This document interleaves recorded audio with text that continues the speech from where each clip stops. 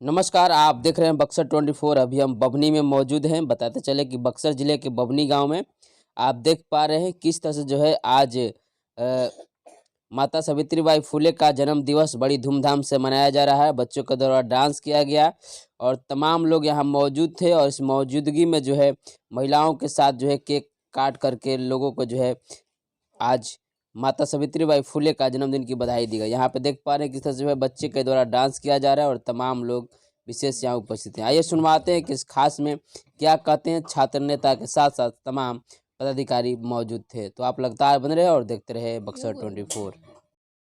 बाबू साहब के लड़का का जब बिहार पुलिस, दरोगा, एसडीएम जैसे नौकरियों में सिलेक्शन हो जाता है तो आप अपने बच्चों को कोसते हैं कि हमारा बेटा पढ़ने में ठीक नहीं है, हमारा बेटा को एसडीएम नहीं बन पाया, हमारा बेटा बिहार पुलिस नहीं बन पाया। क्या आपने कभी सोचा है? उसको पढ़ाने के लिए स्कूल में 10 टीचर लगते हैं और घर आने के बाद 2-2, 3-3 टीचर होम ट्यूशन के नाम पे लगते हैं। और आपके बच्चों को पढ़ाने के लिए क्या लगता है? पोशाक लगता है, खिचड़ी लगता है, तब जाके आपको बच्चा पढ़ता है। तो बताइए यह असमानता है कि नहीं है? और इसी असमानता के गैप को भरने के लिए भीम पाठशाला चलाया जा रहा है कि ताकि हमारा जो है बच्चा उसके साथ मुकाबला कर सके, बैठ सके और समाज की उन्नति समाज के अंदर शिक्षा के आधार पे होगा।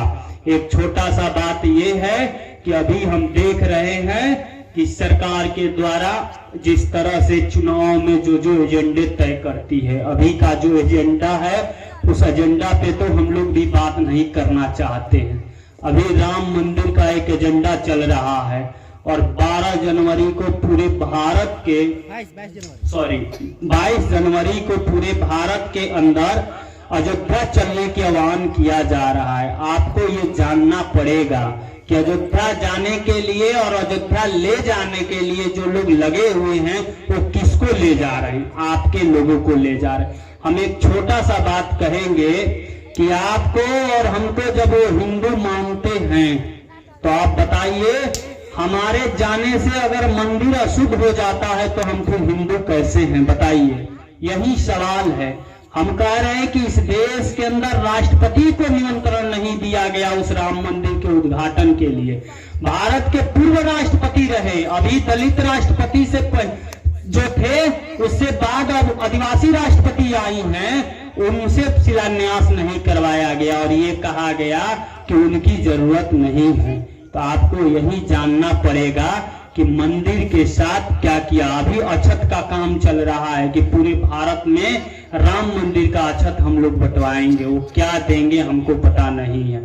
तो हम ये कह रहे हैं कि रोजी रोजगार के सवालों को लेकर, शिक्षा के सवालों को लेकर आपके इस मुद्दे को डाइवर्ट करने के लिए इस तरह के चीजों को किया जाता है। और सावित्रीबाई फुले और फातिमा शेख ने जिस तरह से इस देश के अंदर महिलाओं के लिए जो शिक्षा की अलग जगाई है, मनुस्मृति इस देश के अंदर कहता है कि महिलाओं को पढ़ने का कोई अधिकार नहीं है।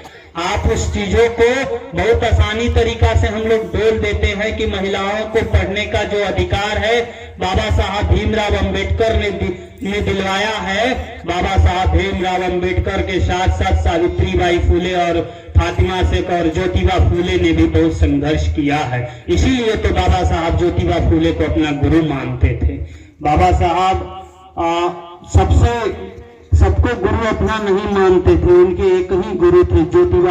समाज में जन्मे हुए तथा मजदूर, किसान, दबे कुचले, शोषित दलितों के लिए जिन लोगों ने अपनी कुर्बानियां दी है उन लोगों को हमारे तरफ से क्रांतिकारी अभिनंदन, इस्तकबाल पेश करते हैं।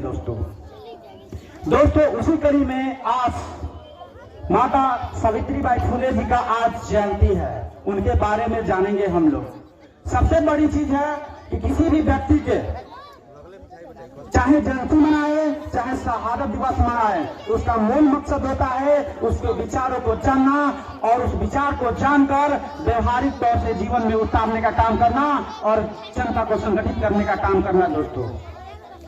दोस्तों जब हम समाज का अध्ययन करते हैं तो समाज का एक दौर था, उस दौर को हम लोग याद करें जब हमारा एक ऐसा समय था जब पृथ्वी का निर्माण हुआ, उस वक्त सारे लोग जो है स्वतंत्र थे, हमारे लोग अभावग्रस्त थे, अभाव था उस वक्त, कपड़े का आविष्कार नहीं हुआ था, आग का आविष्कार नहीं हुआ था।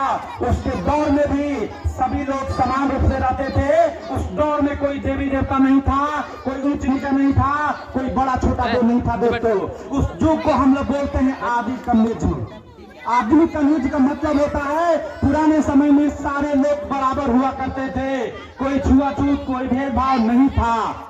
लेकिन सामाजिक दौर गुजरा, उसके बाद आया गुलाम युग दोस्तों।